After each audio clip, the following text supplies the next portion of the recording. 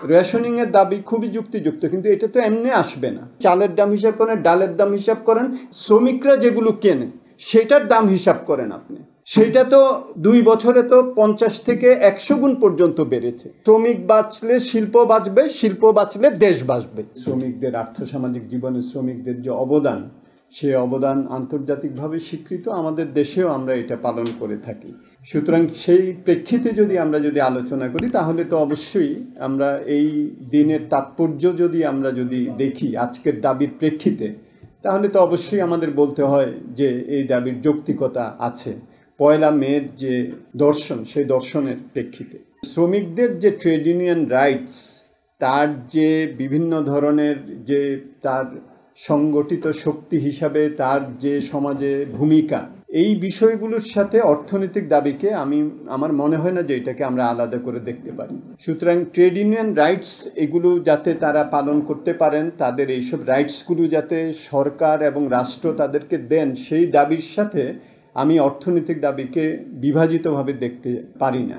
সেটা যদি হয় তাহলে কিন্তু সিভিল সোসাইটির একজন কি বলল, কত টাকা চাইলো, সেইটা খুব মুখ্য হবে না। মুখ্য হবে হলো যে শ্রমিকের সংগঠিত শক্তি, তার ট্রেড ইউনিয়ন রাইটস।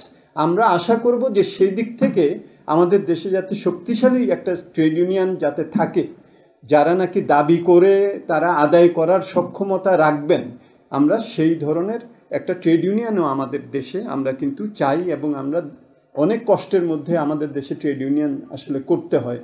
অনেক সময় রাষ্ট্র একটা বিরোধী ভূমিকা নেয়, মালিক পক্ষ একটা বিরোধী ভূমিকা নেয়। সুতরাং সেই প্রধানতম জায়গাটা আমাদের কিন্তু দৃষ্টি রাখতে হবে। রেশনিংয়ের দাবি খুবই যুক্তিযুক্ত, কিন্তু এটা তো এমনি আসবে না।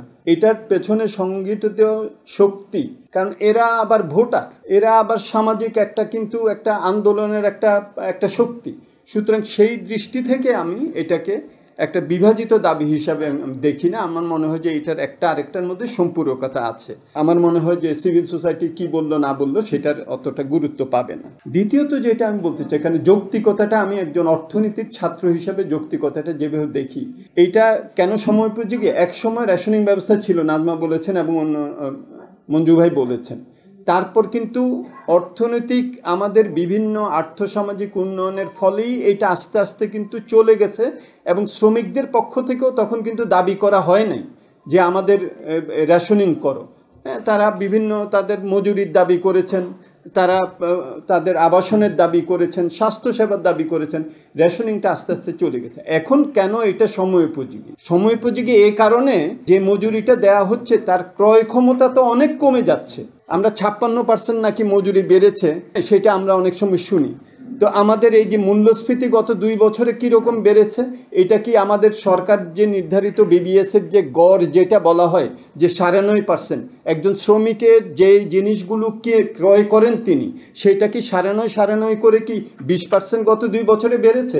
আপনি নিজে হিসাব করেন, চালের দাম হিসাব করেন, ডালের দাম হিসাব করেন, শ্রমিকরা যেগুলো কেনে সেটার দাম হিসাব করেন আপনি, সেটা তো 2 বছরে তো 50 থেকে 100 গুণ পর্যন্ত বেড়েছে। সুতরাং সেখানে 56% মজুরি বেড়েছে, সেটা যদি যুক্তি দেওয়া হয় তাহলে এই যুক্তিও দিতে হবে যে আপনি তো $1 আয় করে আগে 86 টাকা পেতেন, এখন তো $1 যখন আপনি মুনাফা করেন ওইটা 111 টাকা পান, তার সাথে আবার 3% আবার প্রণোদনা আছে। সুতরাং হিসাব নানানভাবেই করা যায়। মূল কথাটা হলো যে এখানে মালিক পক্ষ, শ্রমিক পক্ষ এবং রাষ্ট্র, তিনটার আবার স্বার্থেরও এক ধরনের, আমি বলবো দান্দিকতা না, আমি বলবো যে স্বার্থের একটা সমন্বয়ও আছে। এখানে বলা হয়েছে যে শ্রমিক বাঁচাও, শিল্প বাঁচাও, দেশ বাঁচাও। উল্টাভাবে বললে শ্রমিক বাঁচলে শিল্প বাঁচবে, শিল্প বাঁচলে দেশ বাঁচবে। এইটা করে তো আমরা একটা ত্রিমাত্রিক একটা সংশ্লেষ আমরা কিন্তু করতে পারি, যেখানে একজনের সাথে আরেকজনের স্বার্থের পরিপূরকতা আছে, সাংঘর্ষিক না, পরিপূরক।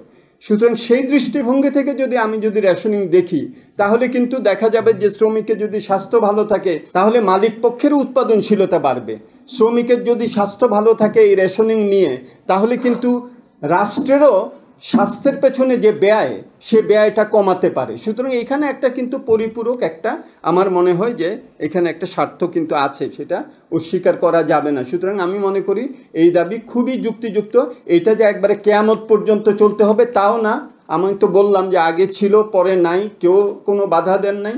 এখন আমাদের একটা সময় যাচ্ছে, এটা আমাদের করতে হবে। এবং কেবলমাত্র গার্মেন্টস শ্রমিক না, যেটা নাকি মঞ্জু ভাই ঠিকই বলেছেন, আমাদের দেশে তো আরও অনেক শ্রমিক আছেন যারা নাকি এখানে তো তবু মজুরি একটা আলাপ আলোচনা করি, যাই হোক একটা কিছু করা যায়। অনেক আমাদের অপ্রতিষ্ঠানিক খাত আছে, সেখানে তো কোনো ধরনের এই ধরনের বার্গেনিংই নাই, তাই না?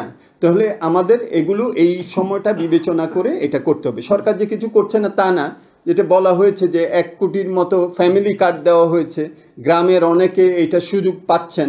সুতরাং সেখানে শহরে আমাদের শিল্প খাতে যারা আছেন, বিশেষত আমাদের গার্মেন্টস শ্রমিকরা যারা আছেন, কারণ এটা 85% মতো এক্সপোর্ট আমাদের দেয়, এটার সাথে এটার উৎপাদনশীলতার সাথে প্রতিযোগিতার সক্ষমতার সাথে আমাদের দেশের অর্থনীতির স্বাস্থ্য জড়িত।